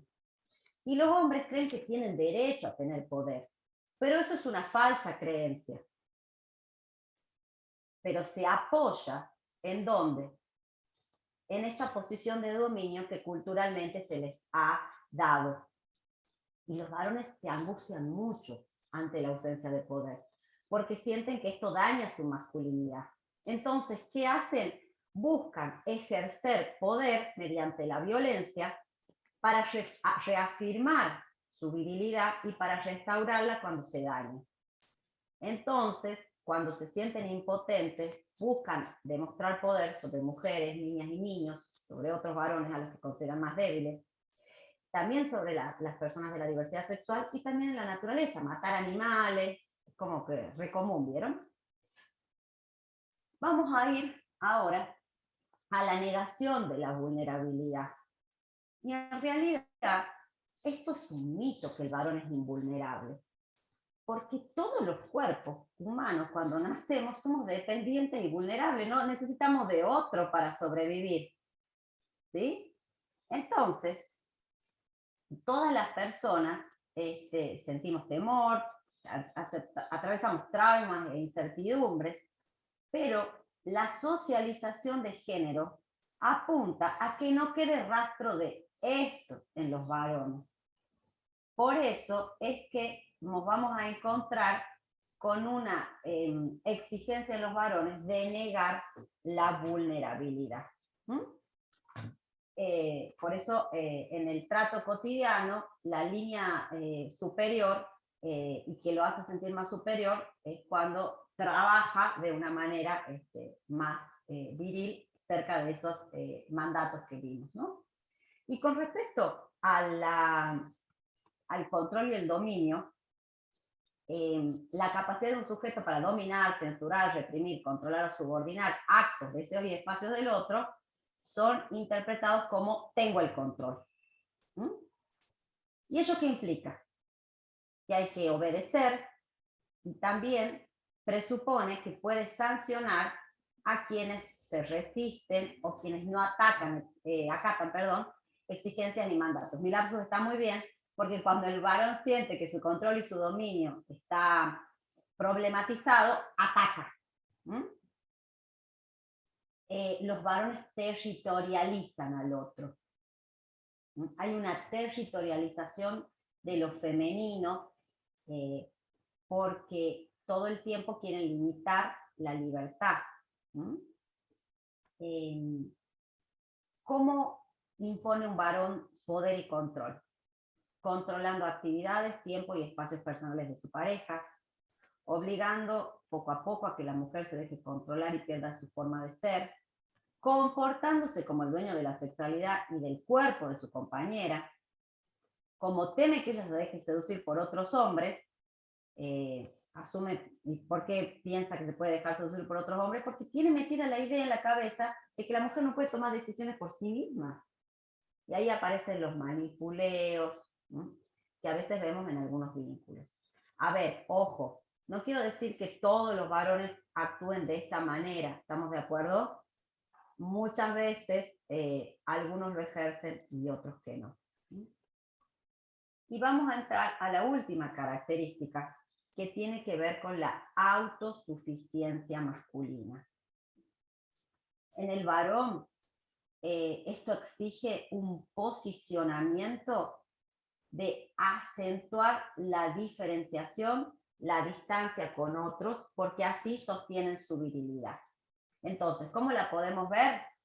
Con frases como puedo solo.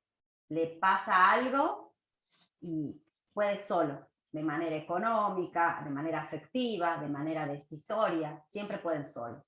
No te necesito cerca, porque vos te acercás a quererle hacer un cariño o algo porque le ha pasado algo, y te pueden contestar así.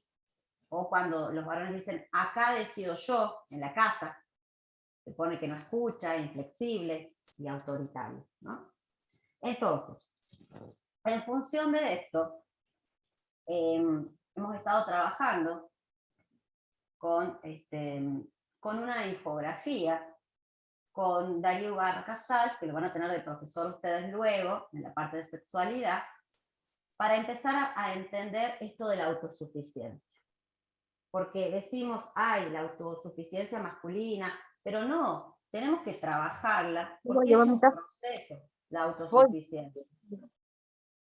Es un proceso la autosuficiencia. Nosotros nacemos siendo criaturas completamente dependientes de nuestros padres, y progresivamente vamos pasando de la dependencia a la autonomía, a fin de valernos por nosotros mismos en cualquier aspecto, en el aspecto emocional, en el social y en el económico. Pero esto supone que tenemos que aprender a pensar y aprender a decidir por uno mismo, a fin de adoptar una visión más crítica de las cosas. A mí me llamaba la atención que cuando yo les decía a las personas que visualicen la palabra autosuficiencia, lo primero que venía a la mente de la gente es la imagen de alguien que no suele necesitar a nadie, de alguien que se vale por sus propios medios para sobrevivir. Esa es como la definición clásica que circula en el imaginario social. Pero en realidad, a lo que estamos haciendo referencia ahí es a una autosuficiencia omnipotente, que tiene que ver con esta cuestión de origen patriarcal, que significa que los varones tienen que hacer todo solos, que tienen que rechazar la ayuda, por más que la precisen, ¿no? Lo paradójico de este modelo de autosuficiencia omnipotente es que los varones tienen expectativas de servicios. ¿Qué quiere decir esto? Necesitan de una mujer que le alcance la soda, le pase la agenda, le prenda la tele, le cocine, le lave, le planche. Y también, en ocasiones, precisan ser regulados por la pareja. ¿Qué quiere decir esto? Que está la mujer, ay cariño, no te olvides que el cumpleaños es tu madre, ay, hoy tenemos que ir al cumpleaños de tu hermana, no te olvides de tal. Entonces, ay, acordate de saludar a tu hijo, ¿entendés? Bueno, eso es una tarea de apuntalamiento femenino. Entonces, se hacen los omnipotentes, pero en realidad tenemos problemitas. A partir de los cambios sociales, hemos observado que hay un cambio paulatino hacia otro tipo de autosuficiencia, a la que hemos llamado logística. Hay algunos varones que ya están pudiendo coordinar, organizar y distribuir su tiempo de una manera autónoma y saludable. O sea, no dependen de que le digan para hacer las cosas. No es que, porque qué sé yo, en el otro caso de la autosuficiencia omnipotente, yo me puedo ir a trabajar, el niño queda con mi pareja, y cuando yo vuelvo, cerca del mediodía, el niño no tiene que comer. Entonces yo le pregunto al padre del niño, ¿y por qué no tiene comida? Es que vos no me has dicho que cocine. A ver, la lógica no te dice, bueno, eso sería una autosuficiencia omnipotente. Si el varón estuviese en una autosuficiencia logística, yo me voy a trabajar y me demoro, y él ya, por su parte, armó la comida, porque la lógica le dice que debemos comer a esa hora, ¿verdad? Eso sería a una autosuficiencia logística. y adquiere, digamos, aprendizaje de funcionar. Si el varón logra esto, ya está un escalón más arriba. ¿Cuál sería el siguiente paso? Que logre la autosuficiencia emocional. ¿Qué quiere decir esto? Que pueda tramitar, regular y responsabilizarse de sus propias emociones. Que no tenga que venir la mujer a hacerle de traducción. Mira, hijo, lo que el papá te quiere decir es tal cosa, o bueno, fíjate que el papá está un poquito triste ahora. No, que lo haga solito y que Dios lo ayude, ¿no? Entonces, que gestionen sus sentimientos, que puedan regular su conducta, que no tenga que venir alguien a decirle, ay, cálmate, cálmate, no, que lo hagan solito. Ay, se me está agotando la batería, guay. Menos mal que me salió un cartel. Ay, perdón. Y por otro lado, si logran hacer esto, para que realmente la autosuficiencia masculina sea igualitaria, será necesario combinar lo emocional y lo logístico en la autosuficiencia cohesiva. ¿Qué quiere decir esto? Que los varones puedan prestarle atención a los dos ejes de sus actividades, o sea, lo logístico y lo emocional, que puedan valerse de la cercanía afectiva, que puedan entender que las alianzas enriquecen y no limitan ni vetan la propia libertad. Y esto ayudaría a que los varones no establezcan vínculos instrumentales, porque saben valerse por sí mismos, ¿sí? Estaba hablando con una amiga y me dice que tenía que ir a un festejo. Y le digo, ¿a un festejo de quién? Y me dice, bueno, del papá de fulanita. Ah, sí, sí, me dice, es su compromiso. Yo ya sabía que el señor estaba separado. Entonces le digo, ¿otra vez se ha comprometido, es reincidente? Le digo yo. Y me dice, sí, pero esta es la tercera. Ah, sí, y me dice, sí, parece que le sale más barato casarse que contratar a alguien, me decía, en su casa. Y ella se reía, ¿no? Pero fíjense esto qué naturalizado que está, ¿no? Entonces, bueno, hasta aquí mi propuesta de hoy. Y vamos a compartir pantalla y abrimos, por eso dejamos un ratito, el espacio de diálogo. ¿Sí? Como ya les mencioné, pueden ir escribiendo de repente por el chat sus preguntas, sus dudas, o de lo contrario ir levantando la manito ahí en el orden que vayan levantando. ¿Te hagan las preguntas primero y luego las respondes, o prefieres ir respondiendo una por una? Yo preferiría que todas las personas pongan la pregunta en el chat, porque a veces es lo mismo, o puedo ordenar, responder varias a la vez, porque me temo, como vieron que no me callo, temo colgarme con una pregunta y no dar la posibilidad que todos planteen su punto de vista, ¿sí? Bueno, entonces les damos unos 3 minutitos para que levanten las manos o vayan a escribir en el chat y respondemos, ¿sí? A ver. Iba Everardo. A ver, ¿quién más de repente tiene alguna otra consulta que hacer? Que levante su mano. O si no, que nos la vaya diciendo Everardo y luego leemos también la del chat. ¿Sí? Everardo, ¿puedes ir? Sí, buenos días a todas y todos. ¿Me escuchan? Sí, te podemos escuchar. Buenos días, bienvenido. Bueno, el tema ha sido interesante, interesante. Yo quisiera abordar varias cosas, más que preguntas, comentarles. Bueno, yo vivo en Guatemala, vivo en la ciudad de Quetzaltenango, en Guatemala. Y en Guatemala, bueno, habitan pueblos originarios y pueblos mestizos. Y estaba, digamos, por la plática, quería decirles que las culturas son diferentes. Es decir, las culturas son diferentes. En el caso nuestro, por ejemplo, lo que se hablaba sobre la complicidad, ¿no? Aquí en Guatemala, en las comunidades originarias, las comunidades indígenas, si una persona, digamos, comete una violación a una niña o a un niño, inmediatamente las autoridades se organizan, es decir, hombres, se organizan, van a la casa digamos, de la persona y bueno, pues, le aplican un castigo. Aquí, sí se le aplican castigos y después se entregan a las autoridades. Es decir, no, a nivel general no se da esa complicidad. pero eso no quiere decir que no se vaya a dar a nivel familiar. Sí se da. Ahora, en relación a la, digamos, a la construcción de la masculinidad, quisiera decirles de que en mi experiencia, lo que yo he vivido, he vivido más de 60 años, o sea, he recorrido todo un tiempo y me he dado cuenta de que, por ejemplo, cuando los niños nacían o nacen en una familia, es decir, que hacen una celebración. Se le hace una celebración porque nació niño.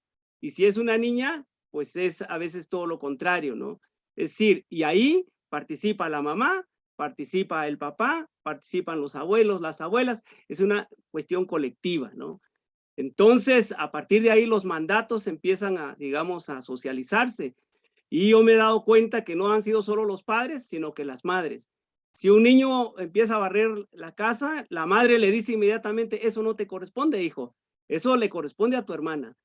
Y entonces, es decir, que es una construcción colectiva, ya donde los hombres y las mujeres lo hacen. Por ejemplo, cuando el joven llega, digamos, si llega a pedir a su esposa, entonces el papá y la mamá le dicen al hijo, bueno, ahora tus obligaciones van a ser estas. Aquí le dicen gotera donde alumbra el sol, dice desde la puerta hacia adentro, tu espacio es ese, le dice la mamá y el papá. Y de la puerta hacia afuera, los espacios son del hombre, ¿no? Es decir, cómo esa construcción se va dando. Yo trabajo para una organización, llevo 40 años de trabajar y uno de los ejes centrales es la equidad de género. Trabajamos con mujeres, sobre todo mujeres indígenas, y nos hemos encontrado en los últimos años que trabajar con mujeres únicamente el tema de género, pues no era lo más conveniente. Entonces hemos venido ahora trabajando el tema de masculinidades. Es decir, no podía obviarse, es decir, hay que trabajar con los hombres y nosotros queremos que haya equidad, igualdad, justicia, ¿no? Entonces les comparto eso, una experiencia que hemos vivido hace poco, prácticamente hace un mes que finalizamos un curso con jóvenes sobre nuevas masculinidades, con las señoritas género y con las autoridades comunitarias también el tema de nuevas masculinidades. Y ha sido toda una experiencia que nos ha tocado vivir. Pero yo pensaría de que sí es importante considerar las culturas. Es decir, las culturas de los pueblos son diferentes y sobre todo las culturas en los pueblos originarios. Muchísimas gracias. Everando, muchas gracias. Sí, las culturas son diferentes, por eso yo aclaré que en cada momento sociohistórico cultural tenemos que prestar cuáles son los mandatos. Pero hay un antropólogo muy interesante que te recomiendo que lo leas, que se llama Maurice Godelier. Y Maurice Godelier se ha dado cuenta de que hay una masculinidad transhistórica, transcultural, que hay características de la masculinidad que exceden la presencia cultural y que tienen que ver con la provisión, con la protección y la potencia, las 3 P. Lo que tú cuentas de ese pueblo originario, de que castigan a los hombres, ahí están apelando a la protección. ¿Entiendes? O sea, todas las masculinidades de todo el mundo se caracterizan por el esquema de las 3 P, con mayor o menor intensidad.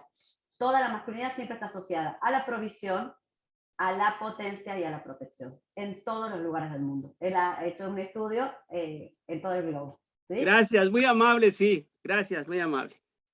Muy bien. Gracias a usted por compartir. Sí, le damos la palabra a Maritza Bobadilla. Gracias.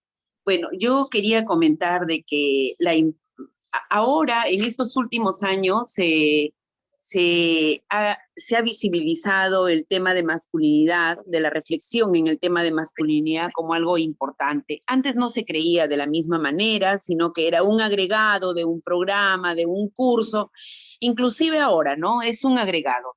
Entonces, lo que el compañero acaba de decir, el tema de la reflexión de masculinidades, que ahora se incorpora en un proyecto, me parece importante. Aquí en Perú hay un avance, o sea, y no digo que hay un avance en el cambio de comportamiento, sino hay un avance que ha incorporado, en el sentido de que ha incorporado este tema dentro del Ministerio de la Mujer, ¿no? Se hacen estas reflexiones con grupos organizados de varones, ¿no? Y yo creo que es importante. Sin embargo, tenemos, y también hay políticas que avalan, o sea, política nacional acá en Perú, que avala el trabajo del enfoque de género en todo el Estado, sobre todo en todas las instituciones públicas. Yo soy profesora de profesión, ejerzo la docencia. Sin embargo, allí donde debe estar el trabajo transversalizado de género, donde tengamos que reflexionar fuerte el tema de masculinidad, de construcción y de deconstrucción, o sea, tenemos una gran traba. ¿Por qué? Por nuestros conceptos, ¿no? Por nuestros conceptos de maestros y de maestras, y porque no sé si ustedes también sienten esta pegada, permítanme decirlo, de este movimiento de con mis hijos no te metas. Entonces, se ha tornado tan fuerte que resulta que apenas te dicen, mira, ella es la profesora, va a hablar sobre el enfoque de género, o sea, ya tienes a 100 parados haciéndote una pared de acero, ¿no? Entonces yo busqué como estrategia para trabajar inclusive con el mismo profesorado, empezar a hablar con el tema de ética, con el tema de la moral. O sea, allí entrar con pinceladas, y cuando hablamos de la deconstrucción de los comportamientos de los varones, o sea, yo creo que hay que ser muy estratégico. Y ahí apelo a que a lo mejor seguramente ustedes conocen el tema de pedagogía popular, que tendríamos que responder a través de la pedagogía popular, porque el tema cultural es fuerte. Y también quiero hacer alusión de que, por decir, ¿no? En nuestras comunidades nativas en Perú, en las que he podido conocer, ¿no? Como la Guajú y la Guambisa, muy parecido a lo que ha contado el compañero, ¿no? O sea, y ahí todavía existen las parteras, que son las mujeres ancestras que van y ayudan a parir a las mujeres. Igual cuando nace un varón, la familia tiene que pagarle pues a la partera, ¿no? Pero cuando nace una mujer, más bien se conduele, se compadece y dice, no, no me pague, encima que ha nacido mujer, ¿qué me va a pagar? ¿No?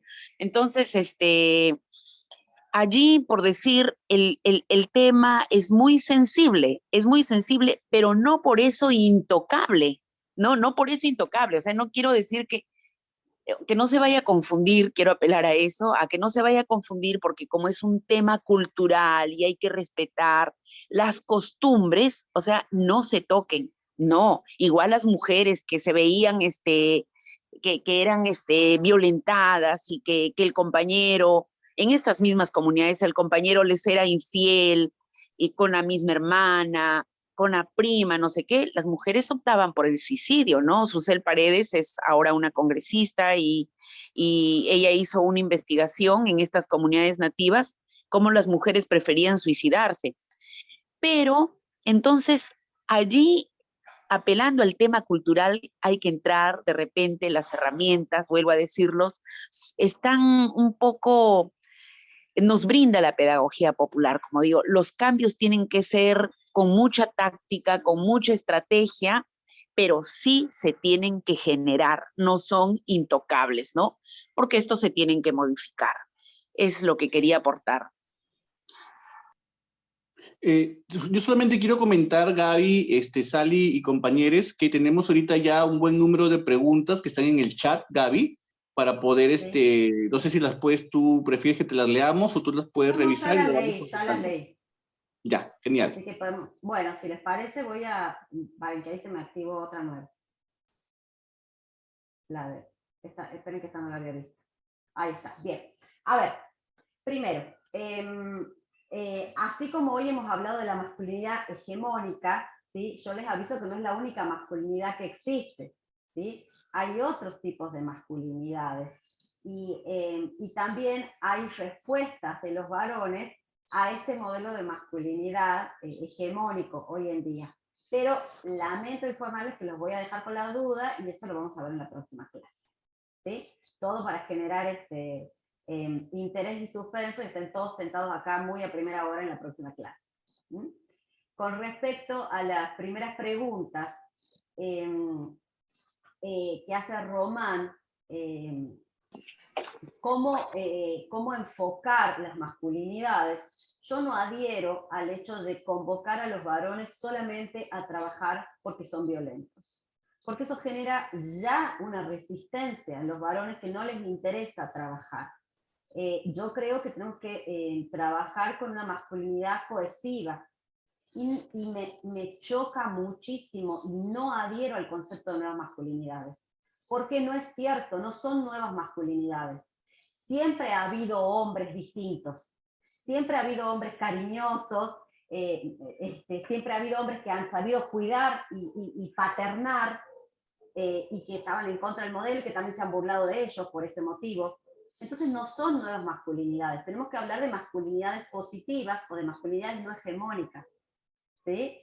Y de esa manera podríamos trabajar de manera cohesiva, entendiendo que los varones son mucho más que posibles espectadores o perpetradores de violencia, y poder ayudarlos a que se conecten con muchas cuestiones que por su educación, por su socialización de género, no han sido educados. Cuando uno trabaja masculinidades, está haciendo un estudio, Rosalinda, desde el enfoque de varones y masculinidades. El enfoque de varones y masculinidades surge y toma herramientas del feminismo como proceso deconstructivo, como proceso crítico, también, y no solo del feminismo, digamos, blanco y hegemónico, toma mucho del black feminismo, que es el que nos permite tener el concepto de interseccionalidad. O sea que cuando trabajamos desde los enfoques de masculinidades, ya se sobreentiende que estás teniendo un posicionamiento feminista, porque justamente el estudio de las masculinidades surge a partir de los años 90, a partir de crisis económicas que empiezan a ver que el rol de proveedor de los varones no era lo que se podía sostener, ¿sí? A ver, Reichert, él dice, si estamos dentro de un sistema social y de masculinidad hegemónica, ¿uno deja de ser machista? Bueno, en realidad, para poder salir de ese modelo, tenemos que entrar continuamente en un proceso reflexivo de cambio. Porque como yo les dije, estas conductas las tenemos hechas carne. Y rápidamente nos gusta poner en juego esta cuestión de que nos sirvan, de estas expectativas de servicio que yo les hablaba a los varones. Cuando los varones digan, no me alcancé la gaseosa, yo me voy a parar y yo la voy a traer, ahí ya estás en un proceso de cambio. ¿Sí? Es de una práctica cotidiana, personal, y después obviamente grupal y de políticas públicas, ¿no? Pero bueno, eso les prometo que lo vemos el próximo encuentro. Con respecto, él sí pregunta si se trabaja con varones solos o con mujeres. Yo creo que hay primero que hacer un trabajo de sensibilización con los varones, ¿sí? Porque las mujeres en ese sentido ya llevan un laburo personal mayor. Entonces, cuando uno de entrada ingresa con grupos mixtos, lo que se termina armando es un despiole, porque es un versus, es como un partido de fútbol unos contra otros y nos destruyamos mutuamente. Entonces, ¿qué hago yo? Generalmente trabajar primero con los varones es una sensibilización. Sencillo, hagamos un afiche. ¿Qué haces tú desde que te levantas hasta la noche? Entonces te dicen, me levanto, desayuno, algunos se bañan con suerte, voy a trabajar, vuelvo. ¿Y qué sabes tú que hace tu mujer en ese tiempo? Y ahí, por ejemplo, ya podemos ver la diferencia en las prácticas del hogar y de las responsabilidades del hogar y de las crianzas, las cuales sí se transmiten de generación en generación, ¿sí? Las mujeres, como dice un chiste, nadie transmite el machismo mejor que una madre. Pero bueno, los varones tampoco se involucran en el cuidado. Entonces las mujeres necesitan diferenciar a sus hijos varones de ellas. Y una manera de hacerlo es apostando a los estereotipos masculinos. Si los varones se metiesen en la crianza de los hijos y fuese re normal que un varón esté barriendo, no necesitaría la madre apelar a la diferenciación como lo hace. Entonces, dejemos de joder, disculpen la expresión, con que todo es culpa de las madres. ¿Vieron? Porque si no, seguimos repitiendo un modelo donde los varones tienen coronitas. No, no funciona así. Los varones también tienen que involucrarse en los cuidados, porque a partir de los varones, si no, ayudan, ¿no? Sí, a ver, ¿qué ayuda si vos vivís en la misma casa? Es corresponsabilidad, querido, es corresponsabilidad. Entonces, si no nos corremos de estos lugares como mujeres, también tenemos la culpa de que los tipos sean machistas. paremos un poco la pelota, digamos, ¿no? Bien. Jorge, a ver.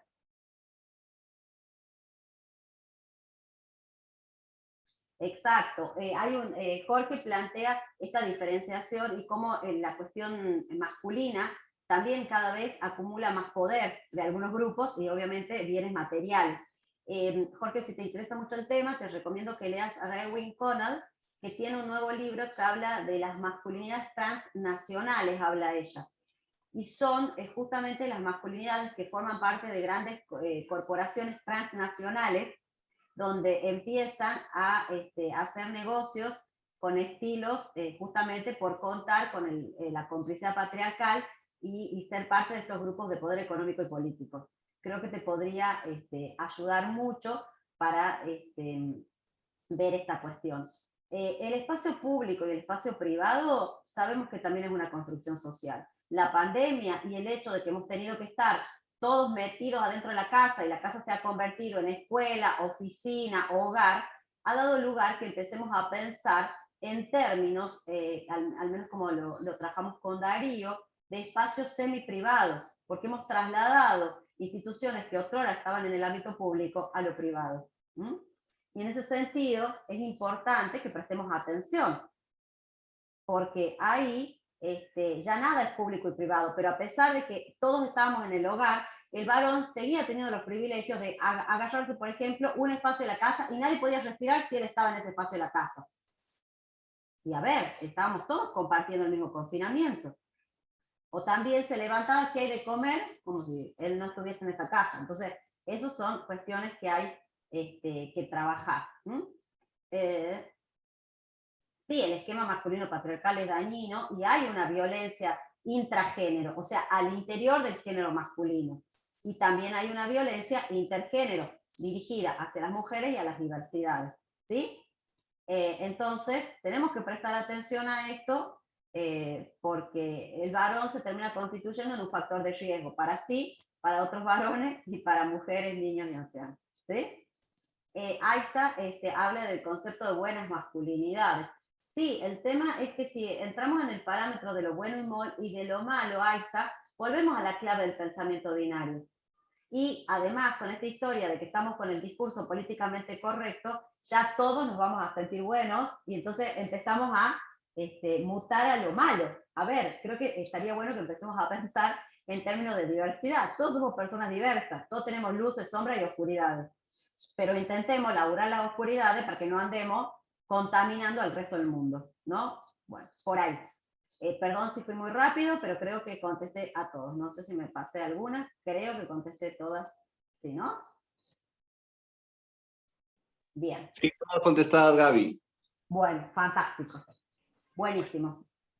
Bueno, nada, Gaby, yo quisiera agradecerte, la verdad, porque has desarrollado una clase maravillosa. Creo que muchos se han quedado impactados por lo que hemos conversado esta mañana. Y indicarles a todos nuestros estudiantes que tendremos una sesión más con Gaby el siguiente mes, ¿sí? Y son las 11 de la mañana, y como siempre, nosotros estamos acostumbrados a cumplir los tiempos planteados, porque somos muy respetuosos de el tiempo que nosotros establecemos para las actividades. Así que nada más que agradecerte, Gaby, por agradecerte por esta sesión. Y sí, Sally nos pide una fotito, que es la fotito de registro que aparece en esos informes, ¿sí? Así que a ver si podemos prender nuestras camaritas para tomar la fotito de recuerdo. A ver. La fotito de recuerdo y también de asistencia. Ah, no, esto es con cámara, el panóptico, el ojo que todo lo ve, me está preocupando, ¿eh? Sí. Qué linda no se ve, gracias, ha sido una clase magistral, a todos nos ha encantado. A ver, bueno, de repente si pueden por ahí reaccionar para que la foto quede linda. A ver. Ah, eso es un level que yo no manejo, Sally. ¿Qué tengo que hacer? ¿A dónde voy a poner reacción? Donde dice reacción, ya. Mucho PowerPoint, pero poco... Ahí está. A ver, vamos con la primera foto. 1, 2 y 3. Ya. Y si me permiten, vamos con otra más.